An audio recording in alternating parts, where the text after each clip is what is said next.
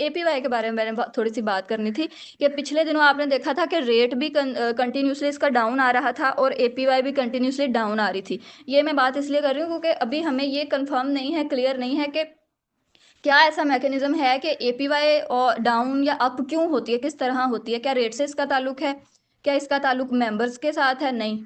अभी हमें इसकी कोई भी क्लैरिफिकेशन मुझे नहीं मिली, मैं अपनी बात करूं तो, क्योंकि देखें इसके मेंबर्स तो कंटिन्यूसली ग्रो ही कर रहे हैं ना। अगर आप उधर देखें इसके होल्डर्स पे जाके तो ठीक है, यहाँ पे अगर आप देखें, ये देखें, इसकी हम ट्रांजैक्शंस में जाके यहाँ पर होल्डर देख लेते हैं।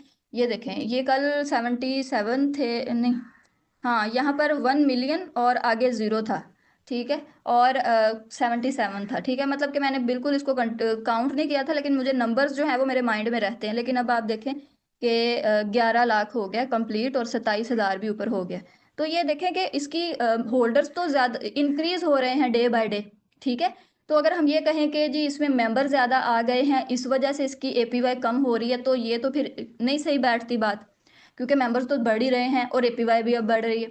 दूसरी चीज़, अगर हम कहें कि रेट कम होता है और एपीवाई बढ़ती है, तो ये भी बात नहीं सही, क्योंकि पिछले दिनों रेट भी कम हो रहा था, एपीवाई भी कम हो रही थी। अब इन दिनों ये हो रहा है कि रेट भी थोड़ा सा स्टेबल ही है, यानी कि थोड़ा सा ऊपर जा रहा है और एपीवाई भी ऊपर जा रही है।